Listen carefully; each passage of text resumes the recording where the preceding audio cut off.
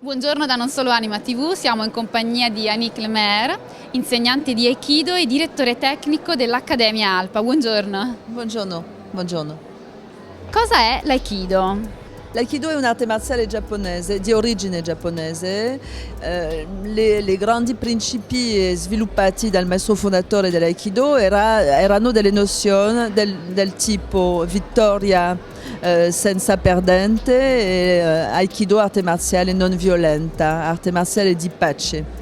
Allora, che cosa significa nella pratica? È che c'è una dimensione etica fondamentale nell'Aikido, che è il rispetto dell'altro e l'attenzione di non ferirlo e di non aggredirlo. Quindi, che cosa ci propone l'Aikido? Di fare un percorso sul nostro corpo per insegnare al nostro corpo a non più reagire d'un modo istintivo, ma di agire d'un modo più consapevole. Quindi a un'aggressione, a un attacco, quello che il corpo tenderebbe di fare, di rigidificarsi, usare forza, fissare la sua postura.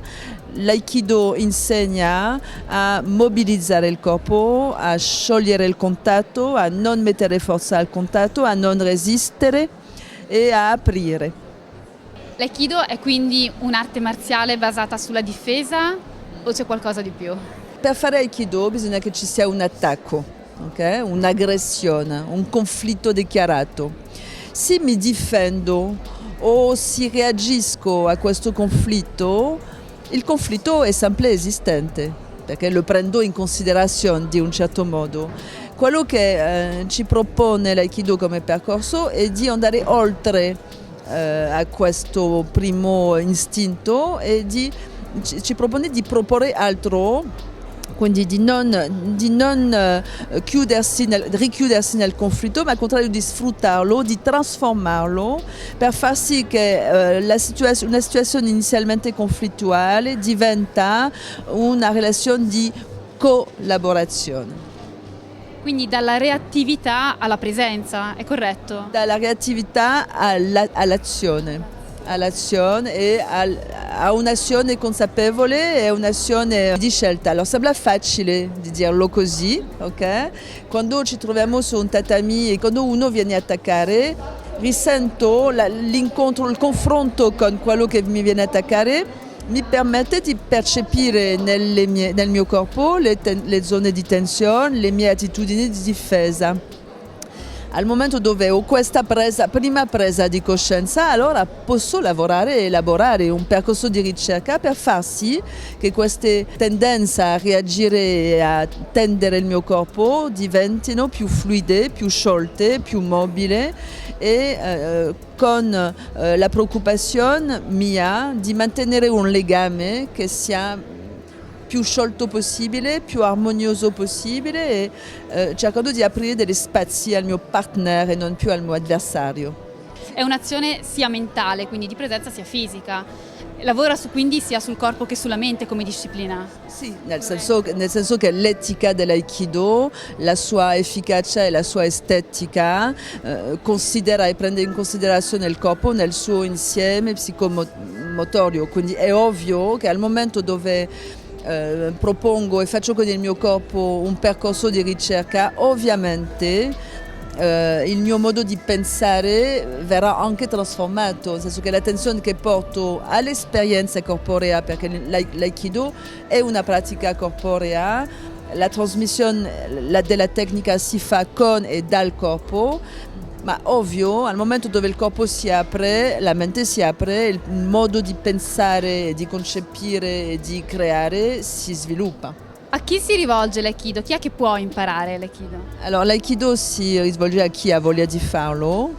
Di solito lo proponiamo a bambini da 6-7 anni fino a adulti senza limite di età. Ognuno arriva con il suo potenziale, con le sue capacità, le sue difficoltà.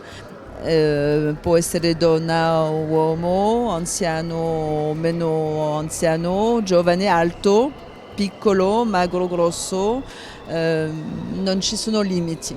Okay? L'importante è di avere voglia di fare una ricerca sul proprio corpo, è una pratica impegnativa, è una pratica esigente.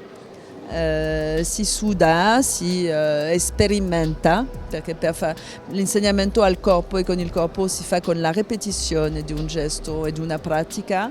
Per non rimanere nell'aspetto superficiale della pratica bisogna faticare. E grazie a questa fatica e questa ricerca c'è anche tanto piacere, perché comunque la soddisfazione anche di vedere il proprio corpo svilupparsi e avanzare in una ricerca sempre più profonda, la soddisfazione di creare un rapporto con l'altro che è molto più armonioso e più gradevole per tutti. Voilà. Quindi piacere, curiosità, dello stesso modo fatica, sudore, ma un percorso di una conoscenza di se stesso diversa.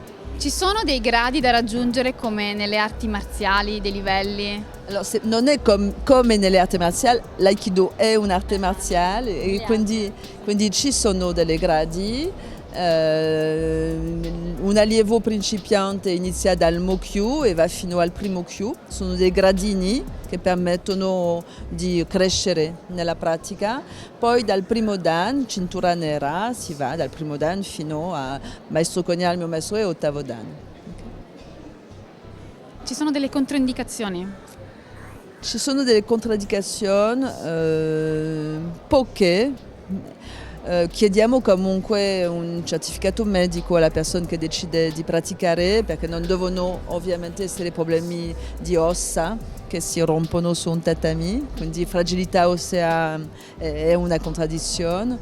È quella che mi viene in mente, perché è quella che sarebbe più grave, le altre no. Quando nasce l'Aikido è antico? È nato tra la prima e la seconda guerra mondiale, quindi di un modo È moderno. e quindi è un'arte marziale moderno e comunque anche se ha delle tradizioni antiche e viene comunque di una tradizione giapponese anche antiche, comunque i suoi principi fondamentali sono moderni.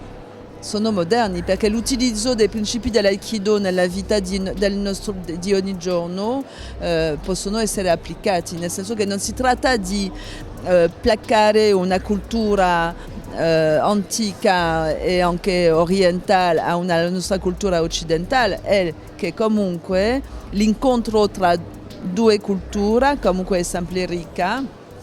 E poi perché un principio di non violenza, un principio di attenzione all'altro, un principio di ascolto, di integrazione, di equilibrio, di stabilità, sono valori che riguardano e interessano delle persone di adesso. Abbiamo una ricerca di radice, di contenitori, di valori che magari abbiamo un po' trascurati e che di nuovo sembra che ci sia questa ricerca e l'Aikido può contribuire, non è l'unica soluzione ovviamente, ma può contribuire a dare degli elementi a chi ha voglia di cercare questo tipo di valore.